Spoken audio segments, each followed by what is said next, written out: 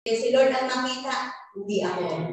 Amen? Sige po, babasahin ko po muna ang ating teksto.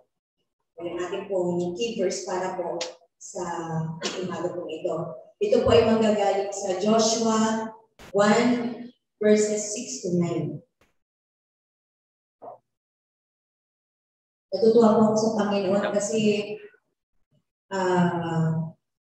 sa kanta-kanta pala, naalala ko si Pastor Rick Wednesday, mga nag-attend po ng prayer meeting, sakto din yung kanta, di ba, tungkol sa pangako.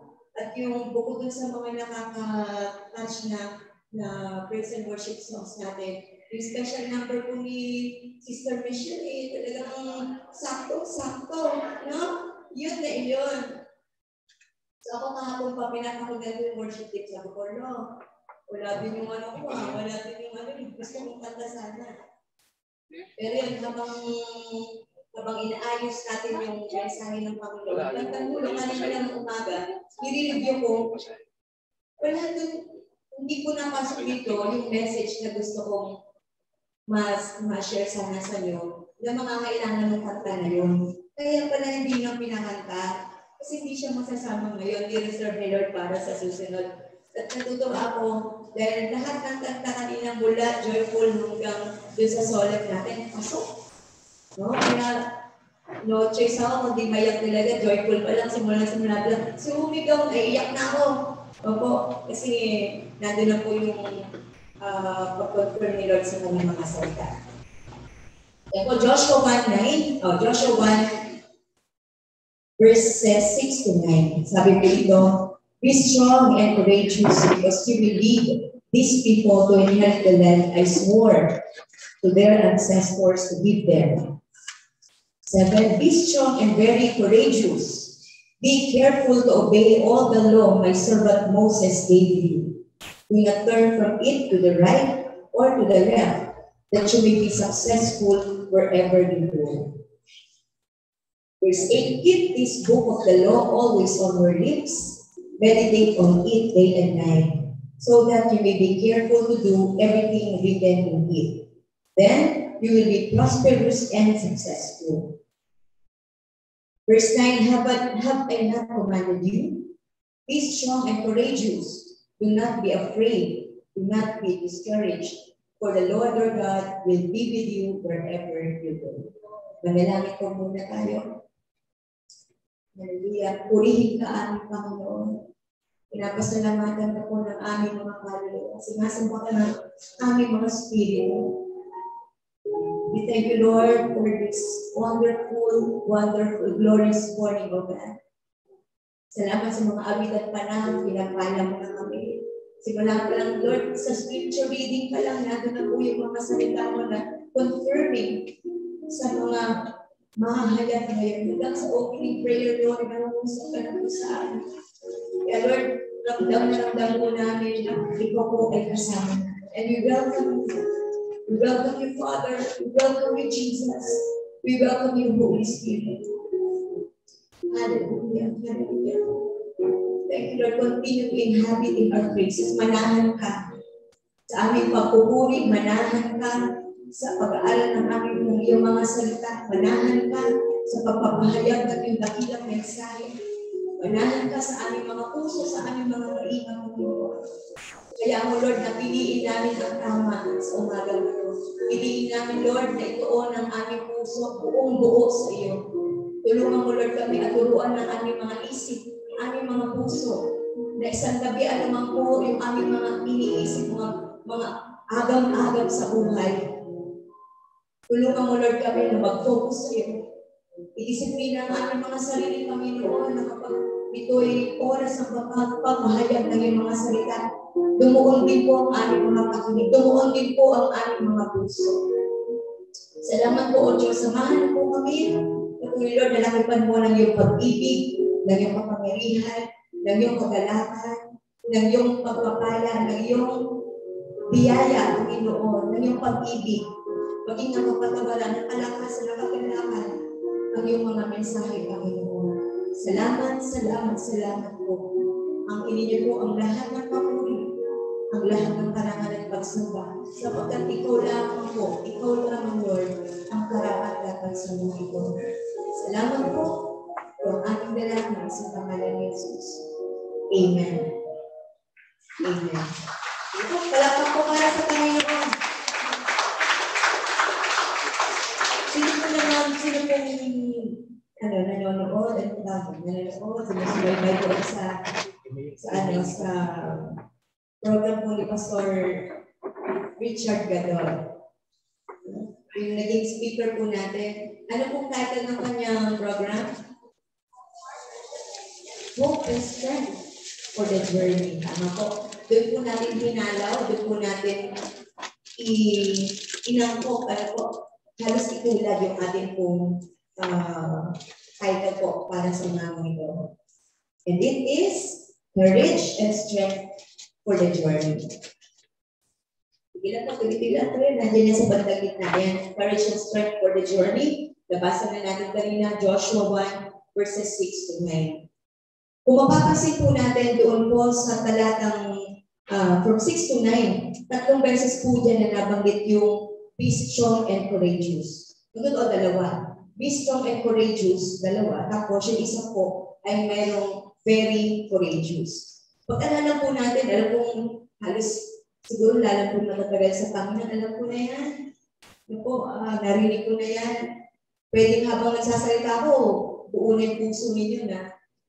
Pwede maging half-hearted na lang na hindi napakikinig. Alam ko na yun eh. Pero sana po, pagbigyan po natin ang Panginoon na minsan tayo bukayin ito sa ating mga puso. Pagsariwari po. Okay po? So bakit kaya po binigyan ng ganitong klase ng statement ang ating pong mga tauhan sa umaga pong ito? Si Moses po mababanggit mamaya. Pero ito pong ang mensahe na ito ay specifically ibinigay po para kay Joshua. So number 1 po, yung unang be strong and courageous. Ito po ay isang malaking challenge.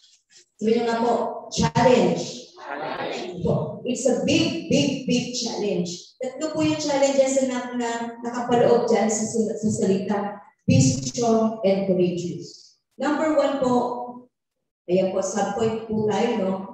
Ano pong challenge? To be used by God to lead His people. To be used by God to lead His people. Kung ma-underline niyo po, kung pananood niyo po, maganda to be used by God. Ang Diyos po ang gagamit kay Joshua. Ano po, hindi basta-basta, hindi lang basta si Moses. Ang Diyos ang gagamit sa kanya, ano pa ibang word ng gagamit? Opo, ang Diyos ang gagawa sa buhay niya para maging instrumento. At mabigat pa po dyan, nakalagay din dyan, to be used by God to lead. To lead His people. Sabihin nga po natin, to lead. Ayan po, salamat ha. Natutuwa po ako pag kami naririnig ako. Kasi minsan po, totoo po yung sinasabi ni Pastor Marshall. Pagka po sobrang walang ingay, parang wala ka ng kausap. Ano po kaya, labanan natin ang ating sarili kung kailangan mag-amen tayo, amen. No? Kapag na-perceive natin yung word ng Panginoon, kapag alam natin mabuti ang Panginoon sa pagkakahayag sa tayo, sabihin natin, amen, hallelujah. Ano po? Ulitin natin sabihin to be used by God to lead His people. Sino po dito mahilig mag-lead? Gusto niya, pag mayroong mga gawain, dapat ako mag-leader dyan. Gusto ko ako yan. Bakit po siya nagnapili? Dapat ako, mas magaling ako sa kanya. Alam niyo po, pag sinabi kong to lead, hindi po yan madali. Siguro kung ang mundo lang yung yung gagawin mo, pwede maging madali. Pero kapag sabi kasi dyan to lead, to be used by God to lead His people. Leading itself is not easy. Ano po? The higher the position, the higher the position, the more the responsibility. Tama po? Kapag mas tumaas ang posisyon mo, mas maraming responsibilidad. Anong katugtong? The higher the responsibility, the greater the accountability. Mas marami kang responsibilidad, mas marami kang pananagutan. At pag sinabi natin pananagutan, ipinagsusulit po iyan. Kaya hindi po madali. Si Joshua po, nung pinagkatiwalaan siya ng Panginoon, ito po ay napakalaking challenge sa kanya. To lead God's people, not ordinary people. Sino po ito? The nation whom God chose to receive His revelation and with whom God chose to make His covenant. Hindi po basta-basta mga tao ito o nasyon o bayan. Sila po ay bayang pinili ng ating Diyos. Silipin lang po natin, ano ba yung naging covenant ng Panginoon sa mga taga-Israel? Exodus 19, verses 3 to 6. Wala po ito dyan eh. Exodus 19, 3 to 6. Ito po, sa Tagalog ko po babasahin. Sabi po dito, umakyat si Moses o si Moises sa bundok para makipagkita sa Diyos. Tinawag siya ng Panginoon doon sa bundok at sinabi, sabihin mo ito sa mga Israelita na mga lahi ni Jacob. Nakita niyo mismo kung ano ang ginawa ko sa mga Ehipsyo at kung paano ko kayo dinala rito sa akin. Katulad ng pagdadala ng agila sa mga inakay. Sa mga inakay niya sa pamamagitan ng kanyang pakpak. Verse 5, kung lubos ninyo akong susundin at tutuparin ang aking mga kasunduan, pipiliin ko kayo sa lahat ng bansa para maging mga mamamayan ko. Akin ang buong mundo, pero magiging pinili ko kayong mamamayan at magiging isang kaharian na mga paring maglilingkod sa akin. Sabihin mo ito sa mga Israelita. Ito yung kasunduan, ito yung covenant ng Diyos. Talagang pinili niya. Bukod tangi ang bayan ng Israel. Sabi niya, di ba dito? Akin ang buong mundo. Akin ang buong mundo, pero magiging pinili ko kayong mamamayan at magiging isang kaharian ng mga paring maglilingkod sa akin. Hindi lang basta piniling bayan, kundi isang kaharian ng mga paring maglilingkod sa akin. So ito po yung klase ng mga taong ililid ni Joshua doon sa pinag-uubos ng Panginoon. Kaya napakalaking challenge po ito. Hindi po ito basta-basta dahil Diyos ang nag-utos. Yung mag-lead ka, mahirap, diba? Hindi ko simple. Ang dami na responsibilidad ng leader. Ano namang mabibili ng leader? Pag-isip, diba? Mga solusyon, mga idea, kailangan ilagalan sa'yo. So ito po si Joshua, ng mga panahon doon, nahihirapan siya. Hindi na rin akalain na siya biglang magiging leader. Ngayon, ano yung letter B na naging challenge niya? To be used by God to carry out a sworn promise. So verse 2 to 4 ng Joshua 1, nakalagay po dyan, Moses, my servant, is dead. Now then, you and all these people get ready to cross the Jordan River into the land I am about to give to them, to the Israelites.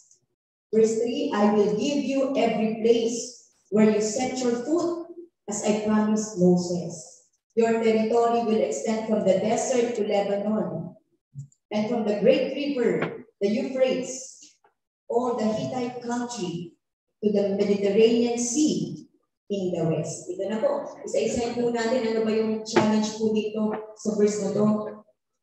Kaya sabi dyan, verse 2 po, sabi, get ready to cross the Jordan River. Sabi nga po, cross. So tatawid sila, ay maganda ito sa Tagalog. So ganyan, tingnan natin. Kasi doon sa isang salin, maya-maya makikita natin, ano po ito? Pagbaha. So kung cross nila yun lang tumawid ka sa ilog ng Jordan o sa anumang ilog, dito ba mahirap na po iyon? Pero ito po, tatawirin po nila yung nag-uumabaw na ilog.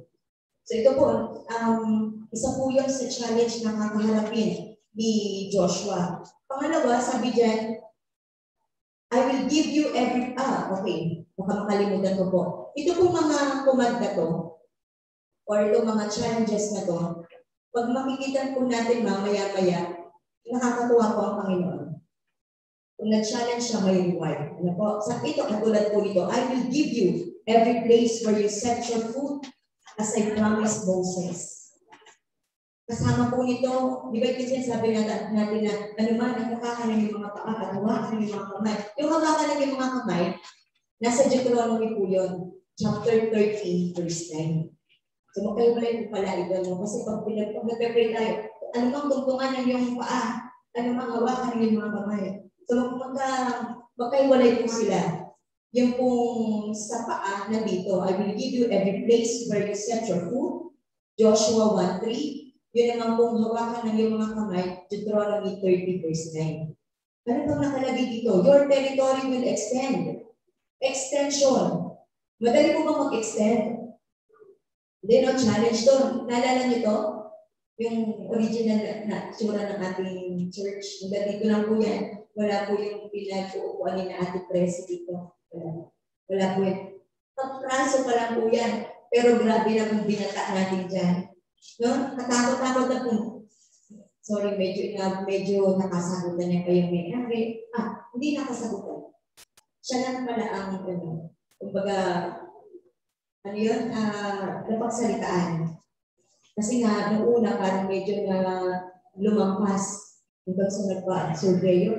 Kapraso lang po yan, pinili na kain. So, hindi po madali yung mag-extend. Kaya sabi niya dito, di ba? Your territory will extend. At ano yung extension? Tingin nyo from the desert to Lebanon. Mula sa disyerto hanggang Lebanon daw. Kumbaga, ito yung desert. Ang extension mo hanggang Lebanon. Yung Lebanon kundi country po ito. Ito po ay bundok. Kung saan ang mga puno po ay nagdagandahan. Well-watered. Pero yun from desert to Lebanon. Ano pa? Sabi dyan, and from the great river, blah, blah, blah, to the Mediterranean Sea in the west. From great river to sea. Nakita nyo? From great river to the great sea. Ganyan po yung extension na sinasabi dito ng ating Diyos kay Joshua. From desert to mountain of life. No? To a mountain well-watered. And from the great river to the great sea. Madali. Madali po ba yun? Hindi po. Ulitin ko lang yung, ito na po, sample lang po natin. Isang grupa lang po yan. Ang dami na nakaharap natin. Ito, from desert to mountain, from river to sea. At ang sabi po dyan, extension of territory. Ibig sabihin, merong nakalagay doon, merong mga nakaposisyon doon, pero ibibigay yun ng Diyos sa kanila. Ito sinabi, I will give you every place where you set your foot. Ano yung mga places na yun? Yun na yun, yung desert, Lebanon, the Great River, the Great Sea. Nung binabasa ko po itong Joshua, para mas maunawaan ko po, sinikap ko kung mabasa siya ng buo. Mababasa ko rin po siya ng buo. Kasi ano po siya, puro siya labanan. Puro talagang, totoo po yung sinabi dito, na yung extension of territory, puro sila nagbibigay sa kanila ang Diyos. At habang sumusunod sila, nagbibigay ang Panginoon. So ito po yung naging challenge ng kanya. Hindi po ito naging madali. Amen po. Sabi dyan, maganda po yung yung isa rin po sa mga naging challenge po ni Joshua dyan ay ito, in letter C po natin, to be used by God after Moses. Ang lungkot-lungkot kaya, nagpasimula po ng kabanatang ito. Kasi, ano po yan, in verse 1, after the death of Moses. Nandiyan ba yan? Joshua 1 verse 2, after the death of Moses, the servant of the Lord said to Joshua, the son of Nun, Moses' aide, Moses, my servant, is dead. Now then, you and all these people get ready to cross the Jordan River into the land I am about to give you to the Israelites. Nung si Moses po ay buhay pa, ang ganda po ng kanilang tandem. When Moses was still living, they worked hand in hand. Opo, talagang tandem sila. At ang ganda po ng pakibuksan nga po ito. Joshua obeyed Moses without murmuring. Walang reklamo. Exodus 17:9. Exodus 17. Exodus 17, 9 to 11. Tagalog po ang babasahin ko. Ganito pong klase ng leader, assistant leader, si Joshua, nung time po na buhay pa po si Moses. 17 verse 9, sabi dito, sinabi ni Moises kay Josue, pumili ka ng ilang tauhan natin at makipaglaban kayo sa mga Amalekita. Tatayo ako bukas sa ibabaw ng burol habang hawak ang baston na iniutos ng Diyos na dalhin ko. Alam natin kung story na to. Kaya nakipaglaban si Jose sa mga Amalekita ayon sa iniutos ni Moises. Habang sina Moises, Aaron at Hur ay umakyat sa burol. At habang nakataas ang kamay ni Moises, nananalo ang mga Israelita. Pero kapag ibinababa niya ang kanyang mga kamay, nananalo naman ang mga Amalekita. Nagbatang huli, nangalay na ang kamay ni Moises. Kaya kinuha nila Aaron at Hur ang isang bato at pinaupo doon si Moises. Itinaas si Aaron ang isang kamay ni Moises at ganoon din ang ginawa ni Hur sa isang kamay hanggang sa lumubog ang araw. Kaya natalo ni na Josue ang mga Amalekita. Sabi diyan, ikaw without murmuring. Yung dalawa, ang dali ng trabaho nila, nagtataasan sila ng kamay. Pero sino po nakikipaglaban? Si Josue. Sabi dito, di ba, nangalay na ang kamay ni Moises. Ibig sabihin, ang tagal ng labanan, kaya nangalay siya. So sila nakatayo lang, habang itinataas lang ng kamay, tinutulungan siya. Yun ang kanilang trabaho. Kasi tuwing ibinababa, o tuwing nabababa ni Moises, natatalo. So lagi nakataas. Ano kung mas madali, taas ang kamay o makipaglaban? Makipaglaban, no? Pero sabi dito, ang ganda po nung komentaryo dito, walang murmuring, walang reklamo. Di ba pwede naman sabihin ni Joshua, ano ko naman dito? Ako naman na magtataas ng kamay. O kaya kayo, kasi ano niya rin si Aaron, kumbaga, sanggang bigitin, pwede yung siguro, ako naman dyan. Ikaw naman dito, palit na lang tayo ulit maya-maya. Pero hindi. Sabi nila dito, itinaas si Aaron ang isang kamay ni Moises at ganoon din ang ginawa ni Hur sa kanyang sa isang kamay hanggang lumubog ang araw. Pero inyo naman kung gano'ng katagal na paglaban si Joshua hanggang lumubog ang araw. 13, kaya natalo ni Josue ang mga Amalekita. Ang punto mo, walang reklamo. They work hand in hand. Si Joshua po marunong mag-submit sa kanyang pinuno, sa kanyang leader. Okay po? Pero yun na ang challenge po dito. Dahil ganun klase yung kanilang relasyon, ang hirap po na biglang mamatay. Di po ba? Biglang namatay ang kanyang leader at ito siya, biglang, ako na. Tandaan natin ganyan, di ba? Hindi lang ito basta-basta mga tao. Sila ay bayang pinili ng ating Diyos. He used to be working with Moses. Sanay siya na ang leader niya present. Tapos biglang wala. Madali po ba ang hirap? Ang hirap po na, hindi na pa ako magbabanggit ng eksaktong pangalan ng church. Doon namatay po yung leader nila. Wala pong tumayo. So nanatili pong wala. Pagkagal silang nanahimik yung church na doon. Pero salamat na sa Panginoon. Dahil ang church ay gawain ng Diyos.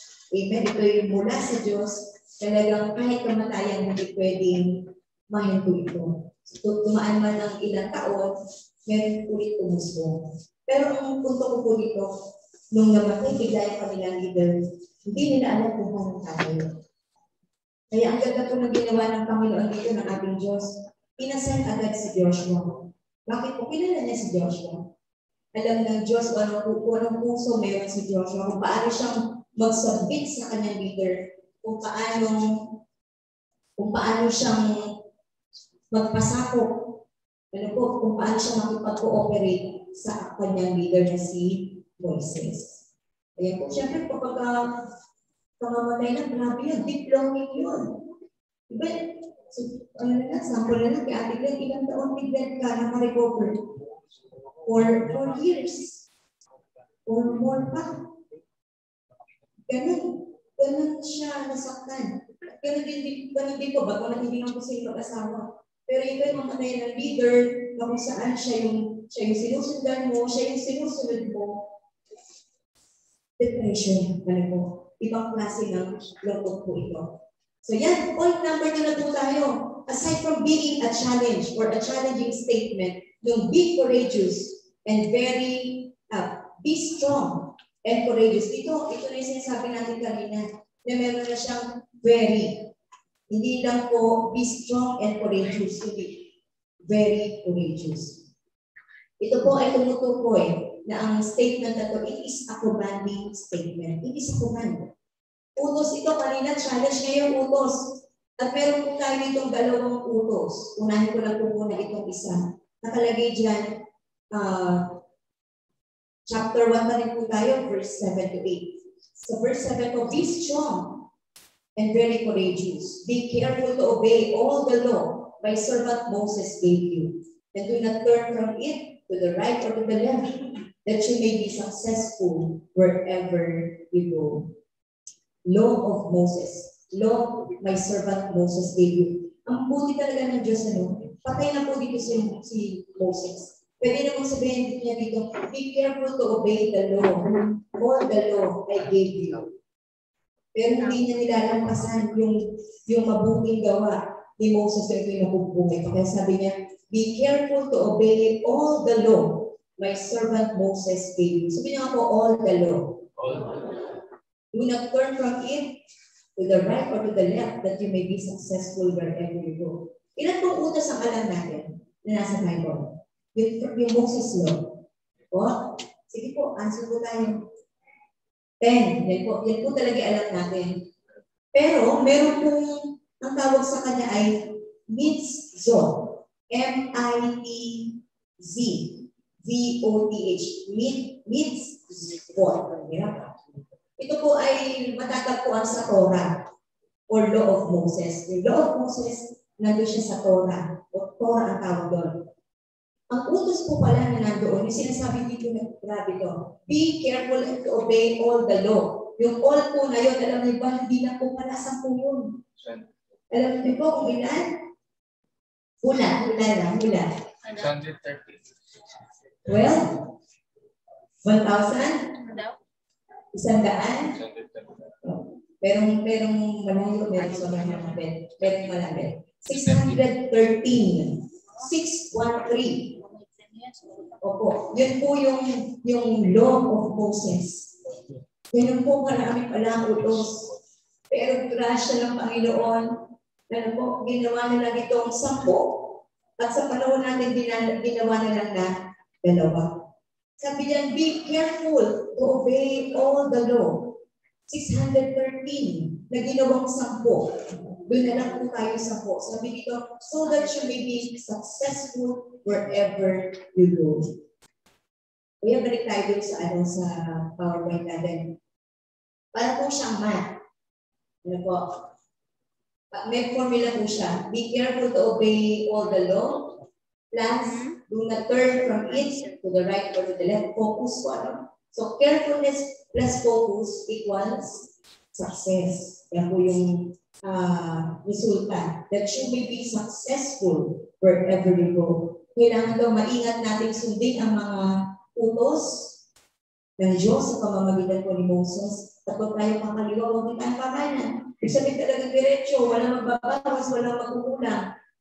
Ano pong resulta? That you may be successful wherever you go. Yan po yung command, set of commands na nasa number 1. Yung pangalawa po, sa verse 8, keep this book of the law. Keep this book of the law always on your lips.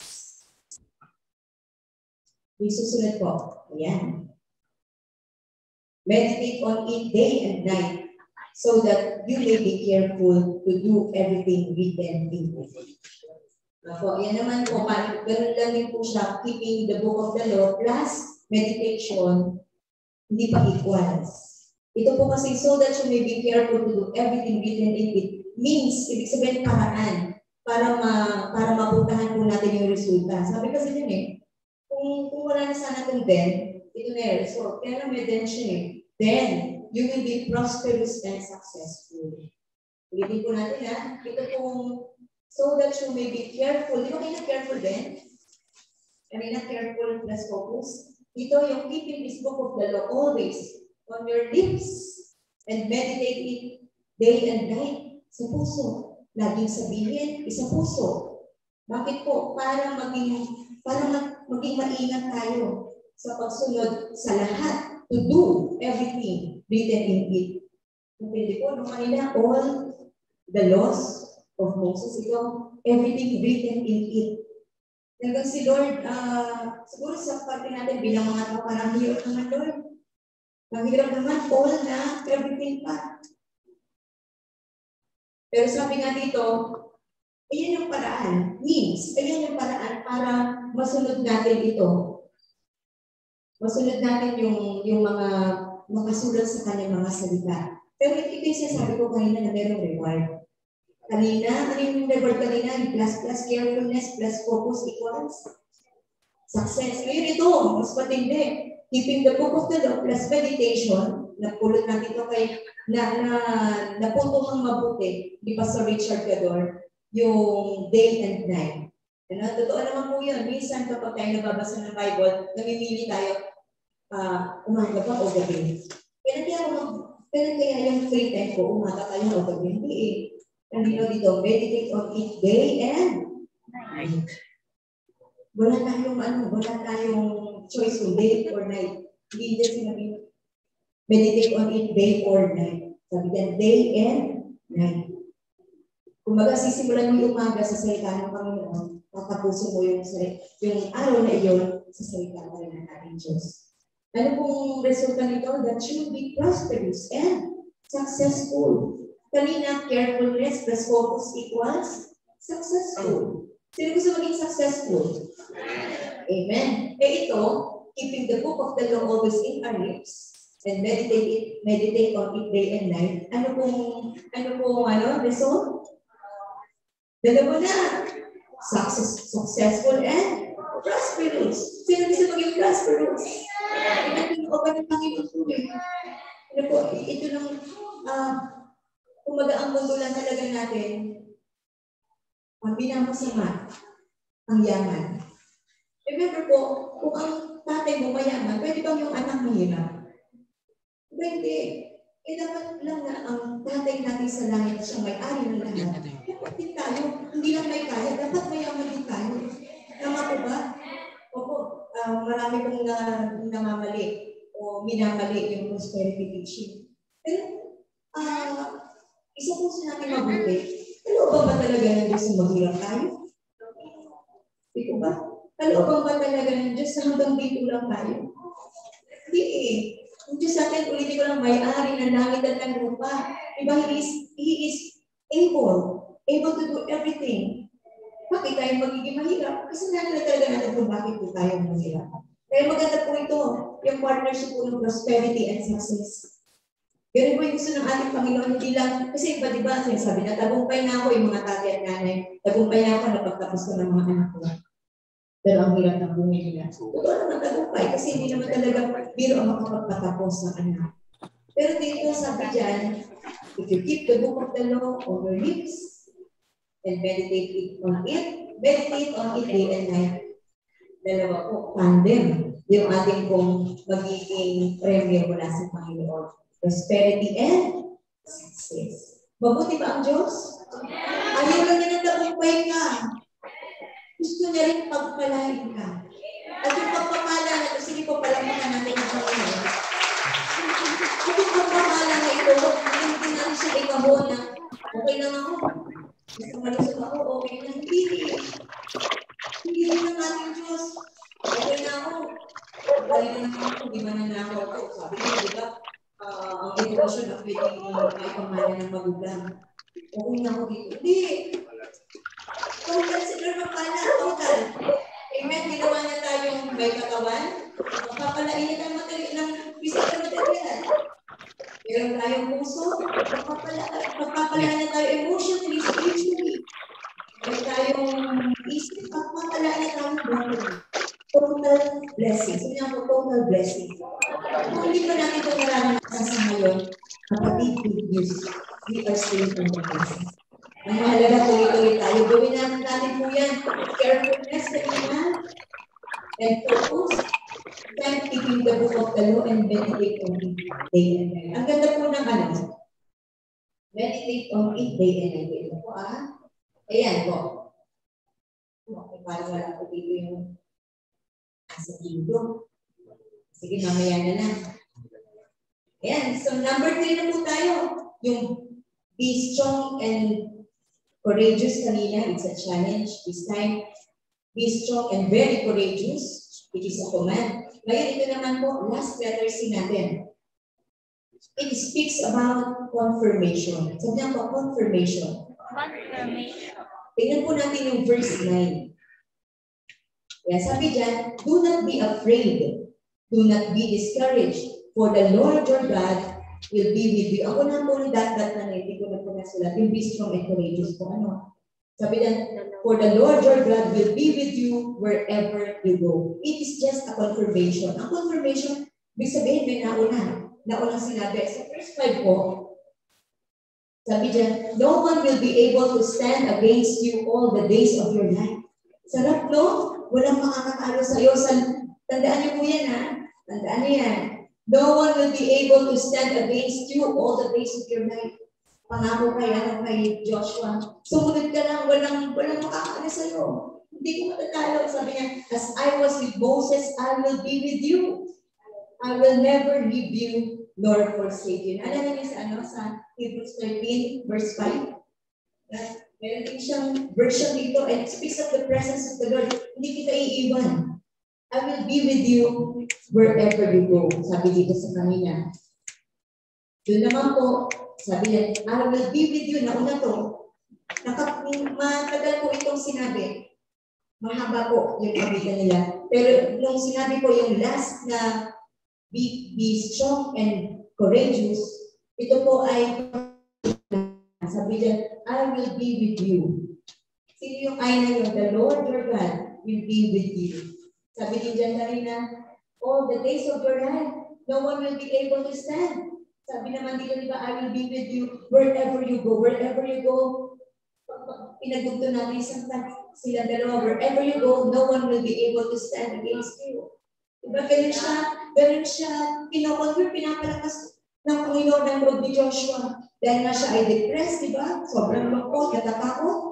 Ano ba? Pwede may agam-agam siya sa kanyang sarili. Pero sinabi ng Panginoon dito, umpisa pa lang ng kanyang statement, no one will be able to stand against you. Lapos na lumaban ka lang, walang makakatalo sa'yo. Basta kilusang mo lang yung utos ko, sasaiyo ako. I will be with you. The Lord your God will be with you. It is a confirmation. Isa pang confirmation. Akala lang kasi natin 3 beses na siyang sinabi. Pero ang totoo, 4 na beses mo. Hanapin po natin yung isang maya-maya. Sabi natin kanina yung unang C, it is a challenge. Be strong and courageous. Number 2, it is a command. No? Yung meron very, very courageous. Ito, confirmation. Bukalik siya doon sa original. Be strong and courageous. Nasa po yung pang-4? Dito po tayo sa verse 18. Sabi din, whoever rebels against your word and does not obey it, whatever you may command them will be put to death. Only be strong and courageous. So, sa Tagalog po gusto ko siyang basahin para mas ma-appreciate ko natin. Sa buko. 1:18. Sabi dito, 16 na lang, tapos mga konti. Sumagot sila kay Josue. Gagawin namin ang lahat ng sinabi ninyo at pupunta kami lahat saan niyo kami ipapadala. Susunod kami sa inyo gaya ng pagsunod namin kay Moises. Samahan nawa kayo ng Panginoon na inyong Diyos gaya ng pagsama niya kay Moises. Papatayin ang sinumang lalabag sa pamumuno at utos ninyo, kaya magpakatatag po kayo at magpakatapang. Ito pong 4, be strong and courageous, hindi na po siya nanggaling sa Diyos. Nanggaling na po siya sa mga tao ng Israel. Kaya ang galing po, di ba? Ito ito yung pinagbibigbigan ng Diyos sa puso't isipan ni Joshua. Bandang dulo, sinabi rin ito ng mga tao. Kinonfirm, same words, only be strong and courageous. Magpakatapang ka lang at magpakalakas. Makikita natin dito, kapag ang mensahe talaga ng ating Panginoon ay ito, i-confirm yan, gagamit siya ng tao. Tingnan mo nga yung katabi mo. Baka siya yung confirmation. Ayan, hindi lang yan material. Ano po, pwedeng siya yung confirmation kasi sabi mo sa Panginoon, Lord, patatagin mo ang aking pananampalataya, isubo mo ako. Baka siya na yun. Yung sinasabi ni Lord na pagsusubuan sa iyo. Panginoon, patatagin mo po ako, pagtibangin mo po ang Lord ko. Baka siya na yun. Baka siya yung gagalit sa iyo, at siya yung magiging confirmation na patatatagin ka ng Panginoon. It's a confirmation. Napakalaking bagay po noon. Tulad na sinabi ko sa inyo kanina, kaya naiiyak na ako, mulat-mulat pa lang. Tanta pa lang. Ito na. Ewan ko lang po lang kung napupuntuhan nyo na bakit natutuwa ako sa mga kanta kanina. Kasi nanonood sa akin itong mensahe. Napukonect siya ng puso ko. Napukonfirm na ito talaga yung gusto ng Panginoon na ating marinig ngayon. Kaya sabi dito, aside from His words, God also uses people to confirm His message. Ulitin ko lang ulit na, bukod sa Diyos, lalo na kung tayo nakakarinig ng yung audible voice. Kung tayo sa pananalangin natin, naramdaman natin, mayroong conviction ng Banal na Espiritu. May confirmation din mula sa Biblia, kadalasan gumagamit din po ang Diyos ng tao. Lalo na kapag nag-aagam-agam ka.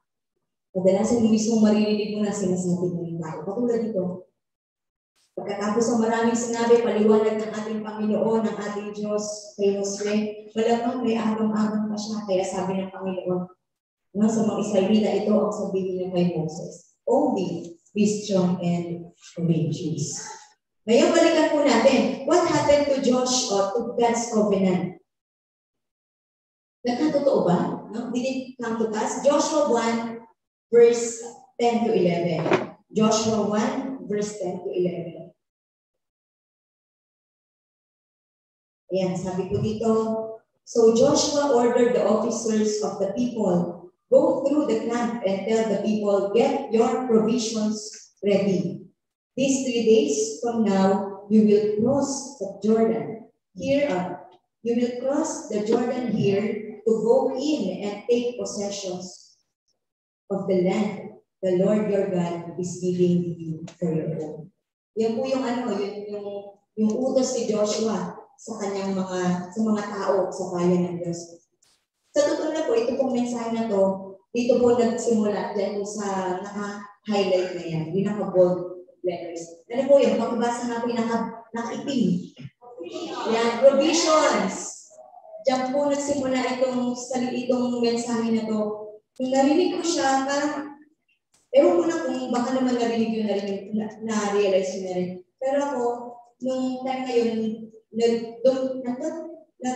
nag-start siya mabuti sa puso ko. Napansin ko kasi 2 words po siya. Yung provisions, pro and visions. Sige po, tingnan natin po yan yung ating ito po. Provision. So may 2 words po yan, pro and vision.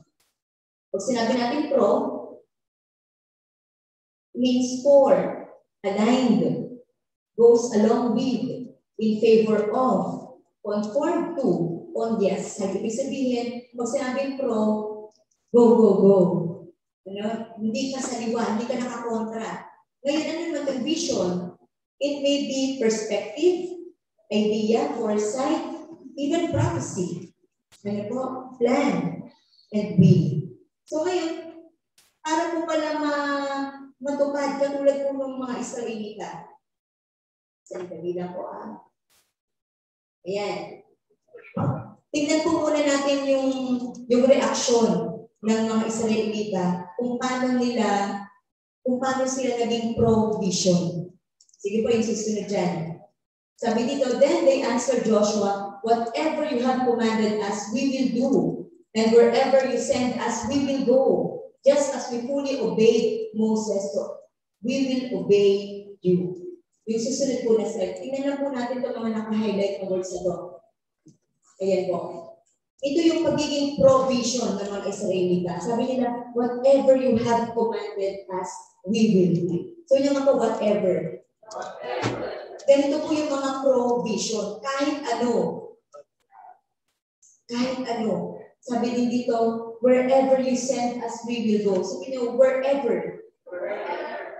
Kahit saan. Ganun po pala yung mga provision. Ito ang mga Israelita, ba't nila nakamit yung pangako ng Panginoon? Sinabi nila din, just as we fully obeyed Moses. We say fully. Grabe ito, buong-buo. Wherever, whenever, fully. Diba? Full obedience ang ibinigay nila kay Moses. Bakit nga hindi nila mararating yung pangako ng Panginoon kung ito ang ginawa nila? Ang ganda po na sinabi dyan, just as we fully obeyed Moses, so we will obey you. Ang ganda po sa parte po na ito, kasi alam natin, magtigas sa ulang ng mga Israelita. Pero sa parte po na ito, ang ganda po ng puso nila. Nawala si Moses, pero ito nabigay ang Diyos ng panibago. Susunod kami sa Kanya, gaya ng pagsunod namin kay Moses. At hindi lang basta obedience. Sabihin rin natin, full obedience. Yung full obedience na yun, nakapalugod, wherever you go, we will go. Whatever you will ask us to do, we will do. Yun yung full obedience. So balikan natin yung provisions kanina. Para pala makamit natin yung provision ng Panginoon, yung biyaya ng Panginoon, ito po pala dapat yung gagawin natin. We have to be for the perspective, idea, foresight, prophecy, plan, and will of God. We have to be aligned. We have to go along with this. We have to be in favor of this. We have to be conformed to this. And we have to on the yes side for these things. Especially po yung vision ng Panginoon, yung plano niya sa iyo. Ito yung kalooban na sa iyo. Para mangyari yun, sunod lang talaga tayo. Mararamdaman naman natin kapag nakakontra tayo sa kalooban ng Panginoon. Ang dami rin pong kontra. Ang dami rin pong sanasalabit. Pagkakat hindi ko po sinasabing kapag ka-smooth, lagi kalooban ng Panginoon. Pero kung ang struggle mo ay between vision, kunyari na po, vision, pagsasimba, hindi na kailangan mag-struggle ka doon. Di ba? You have to be on the yes side for God's service. Hindi na kailangan magbibisyo ako. Hindi. Nandito na pinapagawa sa inyo, Panginoon. Magbabago ba ako? Ngayon po sa isang taon. Kung hindi na dapat pinag-iisipan. Automatic dapat po yun. Ano po? Ulitin na natin ang paano natin magagawa yan. Yung kaninang apat, o yung dalawang formula. Carefulness to do the law of Moses and focus. Pagpapalain tayo o pagpapatagumpay tayo. Keeping the book of the law. Plus, ano po yun? Meditation. Sa pamamagitan ng, di ba, yung para masunod natin ito ng maingat. Ano pong resulta? Prosperity and success. Kaya ito pong yung pro na yan, yung vision na yan, yung ganyan na yan, hindi talaga natin ito magagawa. Kung hindi tayo keeping the law, kung hindi tayo nagme-meditate, kung hindi tayo nagpe-pray, kung hindi tayo nagpe-fellowship, kung palagi tayong wala, mahirap po tayong maging on the yes side. Kasi hindi mo alam. Hindi mo na nasusunod yung storya. Diba? Hindi mo na nasusunod yung ginagawa ng Panginoon. So, mangyayari lang to, kung we are praying, diba? We are fellowshipping, we are keeping the law of God. Diba? Hanggang maaari, sa abot ng ating mga kaya, susunod tayo sa kalooban ng Panginoon. Mag-meditate tayo ng salita ng Panginoon. At ito yung sabi din na, diba? Keep the book of the law on your lips always. Kaya, kanya-kanya din po tayo ng bantay. Ano ba mga sinasabi natin? Ano po, kahit mga pasensya na po, kahit totoo to, kahit mga Kristiyano na po, marami pa rin sinungaling. Kahit ako Kristiyano na, marami pa rin yung chismosa. Kahit ako Kristiyano na, marami hindi magalang. Sabi doon, keeping the book of the law, always. on your lips. Narinig ba ng ibang tao ang salita nito sa bibig mo? Ito ba? Kapag ba bumukas ang bibig mo, pagpapala ba ang dating yan? O halos ayaw ka na kausapin ng katabi mo o ng kakilala mo kasi chismis na naman ang kanang sa'yo. O pride na naman, pag mamayabang mo na naman, accomplishments mo na naman. O puro problema na naman. Diba? Anong naririnig? Anong lumalabas sa bibig natin? Sabi doon, kung gusto mo ng prosperity, kung gusto mo ng success, bantayan mo ang bibig mo. Hindi pwedeng babantayan kung bibig ni pastor, o babantayan yung bibig ko, o bibig ng kung sino. Hindi. Bantayan mo ang bibig mo. Sabi mo sa sarili mo, babantayan yung bibig ko. Ewan ko lang kung naikwento ko lang sa nito dati. Kapag nakakagawa ko, pag nakakapagsabi ko ako ng masama sa bibig ko, ng dila ko, sa pamamagitan ng dila ko, kahit naririnig ng iba o hindi, pinakagat ko po talaga dila ko, yung talagang yung nagagat ako, ba't ko ba nasabi yun? So yan rin ako pagsinungaling ko, pinakagat ko po talaga. Dinidisiplina ko, katulad ni Pablo. Sabi niya, disiplinahin ko yung sarili katawan. So ako pag yun ang disiplina ko, talagang meron mga pagkakataon para mabutubo yung dila ko. Kasi ayaw ko yung ginagawa ko. Kailangan ko disiplinahin yung sarili ko. So we have to keep the book of the Lord. The words of the Lord in our lips. Bantayan natin. Sa lahat ay pwede maging pagpapala. Sa kilos lang ba? Sa pananamit lang ba? Hindi po. Magiging pagpapala din tayo sa pamamagitan ng mga salita na lumalabas sa bibig natin. Bantayan natin, baka naman pagkausap tayo, puro problema. Puro chismis, puro buhay ng iba, puro artista, puro pormahan, puro TikTok. Talaga naman. It's high time para i-redirect natin ang buhay natin, ipaayos natin ang buhay natin sa Panginoon. Para yung provision, yung mga pagpapalang gusto natin, mga panalangin natin, not just material, salvation ng family member. Diba yung matagal mo nang pinag-pray na trabaho, yung matagal mo nang pinag-pray na negosyo. Diba? Alay lang tayo, conform lang tayo, bagay lang tayo, sunod lang tayo. At syempre, pag sinabi natin yung sunod, may sinusundan.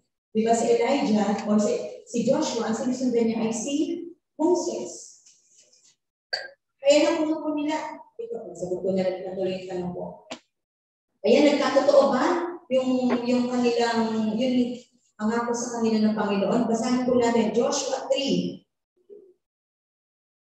verses 14 to 17. Sabi ka po tayo nakapos. 14 to 17. Ito po, Tagalog ko po, babasahin.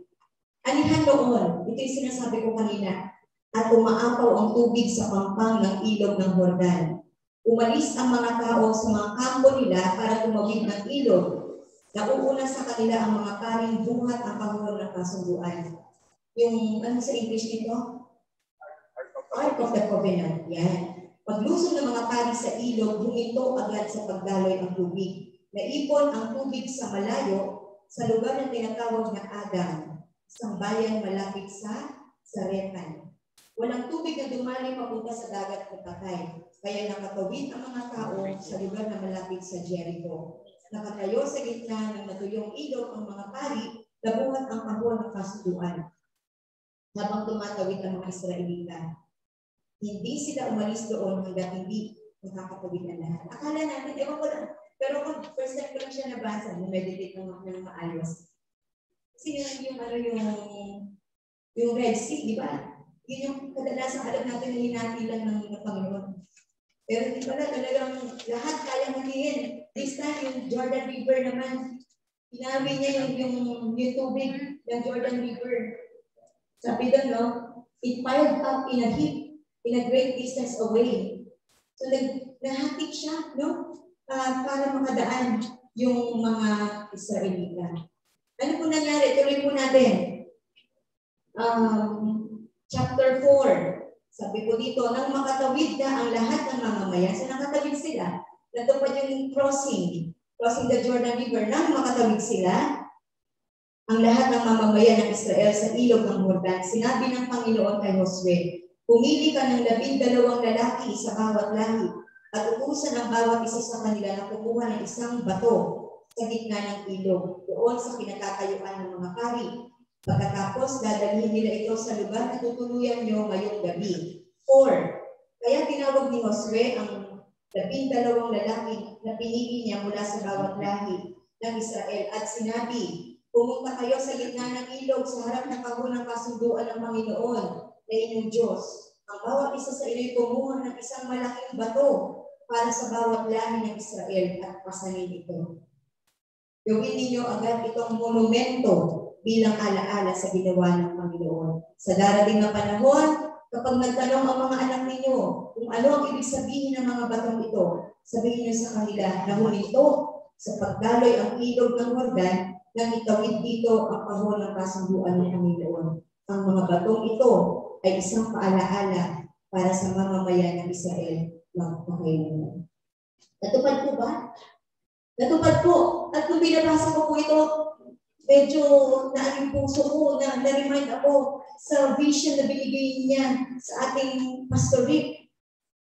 Tingnan mo nga dyan pa po ito yung, sa verse 6 kasi, pating nga ako ng, ayan. Okay. Kasi po dito, nakalagay dyan, to serve as a sign. Sa Tagalog po, gawin agad ninyo itong monumento. Naalala niyo yung narinig ng ating Pastor Rick mula sa Panginoon? Na ito ay gagawing monumento ng katapatan na kadakilaan ng ating Diyos. Hindi lang tayo uupa dito. Sinabi na sa Kanya eh. Naniniwala ako sa Kanya kasi ako bumalang, hindi ko lang po, bumalang din ako nang narinig niya. Nalala niyo, wala na, hindi naman kami, hindi ko to crush, hindi niya rin ako crush. Hindi ko siya crush, hindi niya ako crush. Pero narinig niya, kung mamamatay na halos, yung huling atake natin nila, no? Narinig niya habang siya nananalangin, Panginoon, buhalin mo po, isunod ko ang buhay ng aking mahal na asawa. Pero anong binigay sa kanya? Audible voice, naririnig. Anong sinabi ng ating Diyos? Siya ang susunod ng mapapangasawa. Pertaining to me. Si Teacher X ang susunod ng mapapangasawa. Nagkatotoo ba? Nagkatotoo. Hindi ko. Matotoo talaga ako na kumilos sa puso ko para magpunta ako sa Kanya. So, talagang muna ko na iba talaga ang mundo ko. Magunta lang ako sa Kanya. Mangyari lang yung pangako ng ating Diyos. Yung bahay, isa rin yan sa totoo ng ating Diyos. Kasi yun naman ang puso namin, ayaw namin malayo dito. Dahil nga kung maraming medyo malilikot ang kamay, yan po. Saka parang kawawalan mo lang, wala dito, lagi sa school, sinong tatao. So ang heart namin, para mabilis, mapuntahan, ito, sana magkaroon kami ng bahay na malapit. So ano ginawa nila, hindi na malapit, kadikit. May butas, may labusan. Nangyari ba yung heart's desire namin, yung vision, yung dream, yung kanina, yung idea, yung foresight, yung desire, nangyari ba? Nangyari. At sinabi ni Lord sa Kanya, gagawin itong monumento ng kanyang katapatan. Magyayari na ba kayo? Sabi na rin, magyayari. Magyayari. Hindi dahil kay Pastor. Hindi dahil sa Diyos na nagsabi sa Kanya. Minsan tumarating ako doon sa parang, nangyayari na kaya. Pero agad-agad kong binuburin kasi ako mismo katotoo. Nakapag ngayon narinig niya, nakatotoo. So yung narinig din niya na yun, magkakatotoo. At nabanggit ko na sa inyo, ang makaraan pa, di ba? Sinong magsasabing sa ganitong panahon, magiging connected ang ating treasurer. Yung treasurer natin magiging connected sa may-ari ng lupang ito. Tingnan nyo kung paano gumagawa na unti-unti si Lord. Pagkaman hindi ganun kabilis sa tinitingnan natin. Pero ganun talaga eh. Kala-kalina in 3 days. Sabi ni Joshua, sa mga tao, i-please, meron talaga tamang panahon. Ano po, ito inumpisa na ng Panginoon. Pero pwede namang, pwede mo ibang tao, o pwede mula sa atin, pero walang kinalaman sa pera. Pero sinundiligid, treasure natin, para talaga sinasabi ng Diyos, o sige, kala mo, kaya hindi ka namin matatakakala. Hindi ko ba ba? Sabi namin, God will provide. God provides. God provides. Kasi talagang ang Panginoon tuloy-tuloy siyang gumagawa sa buhay natin. Hindi lang sa personal, hindi lang sa pamilya natin. kundi sa gawa niya, ang Jesus Christ, Holy Redeemer. Ang ganda rin po niyan, sabi ko dyan, sa darating na panahon, kung magtatanong niya, ano po yan, meron pumili ng 12 na tao para kumuha ng bato. Tapos, ipile daw, ipagpatong-patungin. Nung tinignan ko po, ang ganda po kasi yan, Standing Stones. Dapat yan po ang title ko, Standing Stones. Pero hindi English. Kaya nung inaaral ko na po siya, yung sa bandang huli ko na nga, hindi talaga mahiwalay ito. Kaya meron ka bang picture ng Standing Stones? Grabe ito, ayun po, meron pang mas malalaki pa dyan, mas magaganda pa. Nasa Jordan River, malalaki po. Hindi ko alam kung paano nila pinasan. Sabi po doon, pasanin niyo ito, sabi sa Tagalog version. Pasanin niyo itong mga bato na ito. At kapag dumating ang panahon, magtatanong ng kanyang mga anak, bakit nandito ang mga bato ito? Sabi ng ating Panginoon, sabihin mo sa kanila, ito'y paalala na minsan kong pinahinto ang pagdaloy ng ilog ng Jordan para makatawid ang aking mga anak. Nasabi ng Bible sa isang verse pa, sa isang version, hanggang ngayon, yung mga batong ito, nandoon. Alam mo na natin sila. Monumento, paalala, isang permanenteng paalala ng Diyos sa kanyang pag-ibig sa atin. Hindi lang po sa mga taga-Israel. O kung meron ka kung iba pa, ang lalaki, hindi ko alam parang nila nabuhat yun. Kaya po, sa katapusan po tayo. Ngayon, pumusahin natin si Joshua. Ano nangyari sa kanya? Nakatawid, they have crossed the Jordan River. Ano nangyari kay Joshua ngayon? Tingnan po natin, tuloy lang natin yung kwento ni Joshua. Verse 14 ng chapter 4. Ito po, sabi dito, na ng araw na iyon, pinarangalan ng Panginoon si Josue sa harap ng mga Israelita at iginalang si Josue ng mga tao sa buong buhay niya gaya ng ginawa ng mga tao kay Moses. Sa English po, that day, the Lord exalted Joshua in the sight of all Israel, and they stood in awe of him all the days of his life, just as they had stood in awe of Moses. Naalala niyo kanina, sabi ko, tandaan niyo, all the days of his life. Di ba sabi ko, no one will stand against you all the days of your life. Sabi po dito, sige po, ayan, tama yan po yan. Yan, and they revered him all the days of his life. Tama. Ang sinabi ng Diyos kanina na walang lalaban, anong nangyari dito? Talagang in-exalt ang ating Diyos. Yung dating takot, yung dating malungkot, yung dating lugmok, yung sumunod sa Panginoon, anong nangyari po? Ito itinataas ng ating Diyos dahil sa kanyang katapatan sa pagsunod. So umagang ito, mga kapatid, ang paalala sa akin ng ating Panginoon. Maging masunod po tayo. There will be contradictions, there will be conflicts. Especially nowadays, kaya po, sa ibang churches po, nagamit na po ni Pastor Rick. Yung mga nagbili na umaalis dahil sa issue ng vaccination. Yun. Vaccine lang, aalis ng church. Marami pang pwede maging contradictions. Pero ang paalala sa atin ng ating Panginoon ngayon, if we want the provision, we should be pro-provision. Tingin lang tayo, unang titingnan natin ang Diyos. Sino pinalagan ng Panginoon? Sulit na po tayo. Natuto po, marami po tayong Moses and Elijah sa buhay natin. Sa bahay natin, ibang ating mga magulang, especially ang ating mga tatay. Pakinggan natin sila, let them lead. Ibigin natin sa kanila yung turno. Sumunod tayo sa mga tatay ng ating mga tahanan.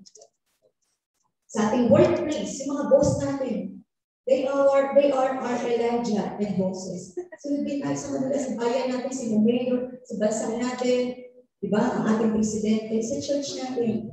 We have our own Moses or Elijah. And that is our senior pastor. Tulad po ng mga tao, ng mga Israelita, ano ginawa nila? Sabi nila, wherever you go, whatever you will ask us, we will fully obey. Sana magkaroon din tayo ng ganang puso. Dahil po rin maso, hindi po kami grabing pareho. Pero lagi lang ako going back doon sa basic. Hindi ako ang ipinilaga ng Panginoon sa bahay namin siya. So last stage siya talaga. Pero din ako ibang mga idea dito ako sa church, kahit sa school, pero ang bandang dulo talaga ng kwento, talagang sige dad, hindi ka papayag hindi. Papayag ka pa yan. Papayag ka ba? Pastor, papayag ka ba? Pag hindi, ano gusto ko sa hindi. Pag sinabi niyang oo, praise the Lord. Kasi bakit mo gano'n? Ina-acknowledge mo yung leadership niya. Pananagutan niya ako bilang asawa. Pananagutan niya ako bilang miyembro ng church na to. Pag nagkamali siya, hindi ko ako mananagot sa Panginoon. Si Elijah, iba naging accountable siya sa Diyos.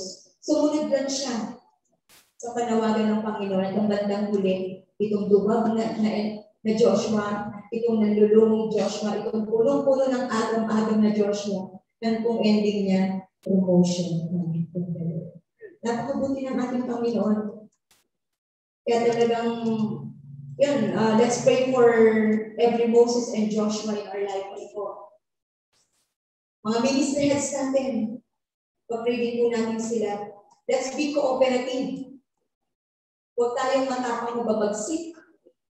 No, ito yung leader natin, ginagawa natin, na parang mas magaling pa tayo sa akin. Pwede naman talaga na mas magaling ka. Pero hindi ito ang pinili ng Diyos. Siya pinili sa panahon ito. Pero nagkamatayan.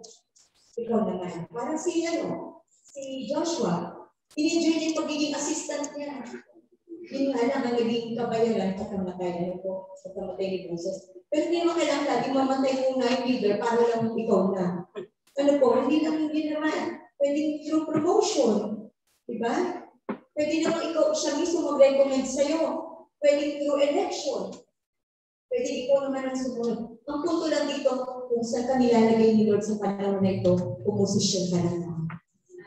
Para yung provision na sinasabi natin kanina, pagpapala, hinahangad natin, pagpapala ang pinapanalangin natin, hindi lang para sa atin, kundi sa bayan ng Diyos. Dito sa pamilya ng Diyos, sa pamilya natin, mangyaring diba? Tulad ng pagsunod ni Joshua, sana ganun tayo. At tulad ng mga Israelita, sana maging ganun. Amen po. Sige po.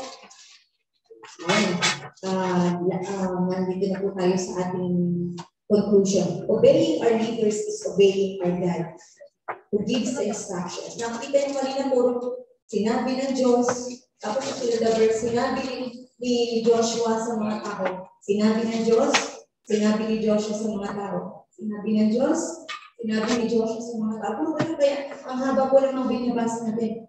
Sinabi ng Diyos, uulitin din niya para sa mga tao. So, ganoon din po sa ating simbahan, sa ating mga family, no? Obey our leaders. We are obeying God, who gives the instruction. Hindi na po minsan na-pride tayo. Pride natin yung hindi na siya tayo. Pero hindi siya yung nilagay hindi nagkamali ang Diyos na ikaw ay ginawang nanay, o ikaw ay ginawang anak, o ikaw ay ginawang mas mababa. Itin ko lang, there will be there will come a time, ikaw naman ang sasala ng Panginoon. Practice natin mabuti yung kung nasa tayo sa ngayon para pag dumating na yung promotion ng Panginoon, kaya-kaya natin. Be courageous and be strong and courageous, diba? With strength and courage na ibibigay ng ating Panginoon with a confirmation from the people na magagamit natin doon sa posisyon na yan sa atin. Thank you, Lord.